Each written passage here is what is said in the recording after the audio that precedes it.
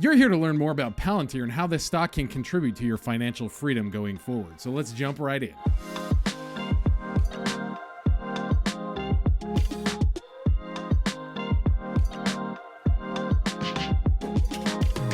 A few days ago, I did a video talking about Chinese stocks and some of the risks associated with investing in Chinese stocks and some of the moral and emotional gymnastics we also have to deal with if we're going to be investing in Chinese stocks and therefore supporting the Communist Party of China. I got a few comments down in the comment section, people being like, dude, are you talking about stocks? Or are you talking about politics? What's the deal? And more, especially as tensions heat up in the world, we're going to start seeing that line blur between politics and stocks and money involved with all of them. And in Palantir's case, we see that blurry line getting in the way of stock price growth as well. We've seen recently not super awesome gains on Palantir. Check it out. Here is the 3-month stock price chart. Back in February, we were looking at really high prices. Since then, it hasn't really gone anywhere. And it seems like every time good news comes out, the stock price goes down. Seems to be a media blitz attacking Palantir, trying to make Palantir look bad. And in general, things don't look super exciting for the company. But one of the things I wanted to remind you about is that when you're dealing with a company that's as politically charged as Palantir, we really need to think long term. And we also need to be doing a little bit of that moral and emotional and political gymnastics in our head to say, am I really in love with this company? Am I really going to be comfortable being on board with them for the next 2, 3, 4, 5 years, like Karp and the rest of the management are basically demanding of us? So going back to the stock price chart, over the weekend, we heard about the Archegos hedge fund collapse, like a $20 billion hedge fund collapse, which may send ripples through the marketplace. We saw a big sell-off with a lot of their holdings, including a lot of Chinese tech stocks like Tencent and stuff like that. And that's kind of putting a damper on the whole market. I think in my whole portfolio, I only had a couple of stocks that were green yesterday.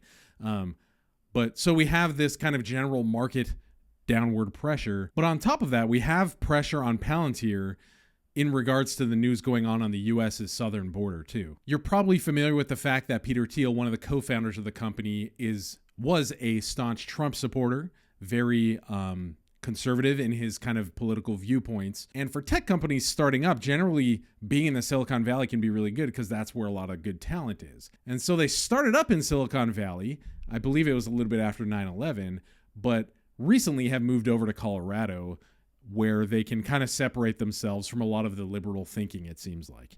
And I'm sure there are other reasons involved, this particularly California is not very, pro-business at the moment. And so Peter Thiel and Alex Karp, two of the guys leading the company, have pretty different ideologies, but generally they're very firm on saying, we support our clients, we support Western democracies, and we're going to fight hard for America. And in doing so, set up a strong partnership with the ICE, or the Immigration and Customs Enforcement, which does a lot on the southern border, protecting the southern border from immigration. And so this is where politics come in. And so a lot of people believe that we should have a strong, rigid system that filters out criminals and make sure education is a priority and all these different things.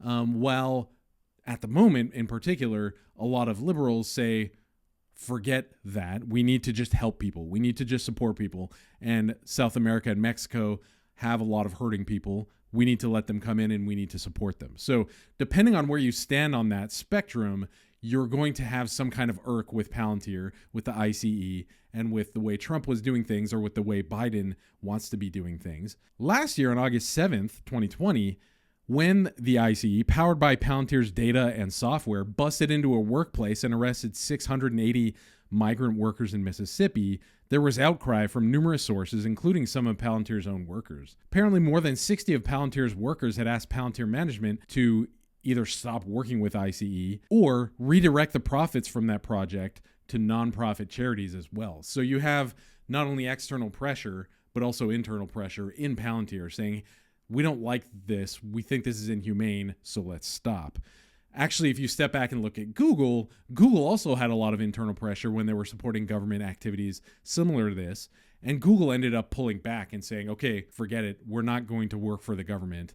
because it upsets so many people. And I think that pressure is especially strong when you're centered in Silicon Valley. And so I'm not saying necessarily one side is correct and one side is better or anything like that, but I'm saying you need to figure out where you stand, because as Palantir continues to fall under pressure like this, especially under the new Biden administration, it's going to be hard for the stock price to go up. And it's going to be hard for a lot of people to be like, yeah, thumbs up, Palantir's awesome, Palantir to the moon, and there are a lot of people like that, but there are a lot of people that are just like, these guys are evil, we need to stop them.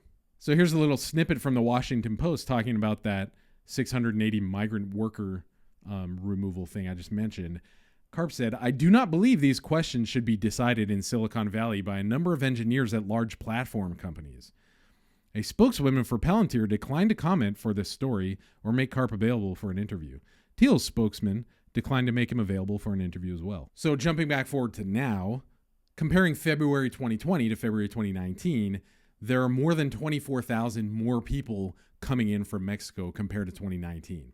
And that's over 100,000 people trying to come in from Mexico.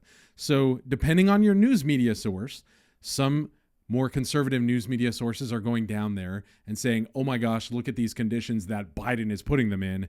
They're slapping them in these cages and just covering them with these big sheets. It's so inhumane. Oh my gosh, we have to hurry up and let them in.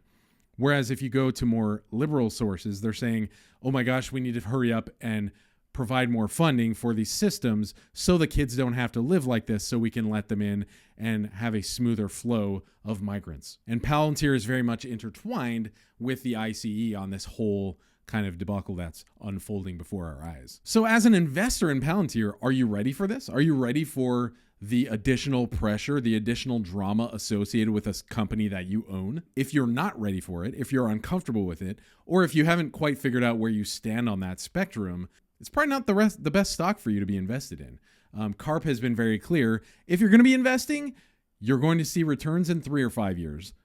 But otherwise, don't worry about it. Like, the stock price isn't really going to go anywhere. It's not going to go crazy moon Lambos or anything like that. And when compared to other stocks that we talk about on this channel, like Dropbox or Nokia or Tesla or things like that, it's like way more controversial. So you end up having a lot more negative pressure on the stock price, and also probably a lot more negative press as well that you're going to have to be standing up against. I personally believe that Palantir is going to keep growing.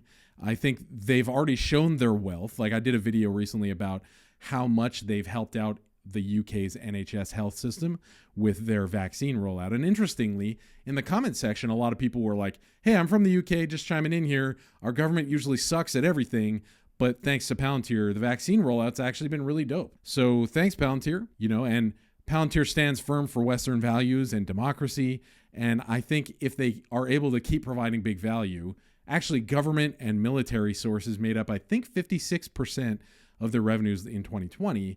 And I think more and more we're going to start seeing business overtaking government with the IBM deal and the Amazon deal and things like that. Click up here if you want to learn more about those from my previous videos. But Palantir's showing their worth. Palantir is showing their value and will be continuing to transform the world. So I'm not too worried seeing this negative pressure on the stock, and I'm just buying dollar cost averaging little by little. But where do you guys stand on this kind of blurry line of politics? Does it make you uncomfortable? Do you feel like you're going to, oh man, I didn't know they were involved with IC, I'm going to back out? What do you guys think? Let me know down in the comment section and let's have a discussion. Thank you guys very much for your time. Love you and have a great one.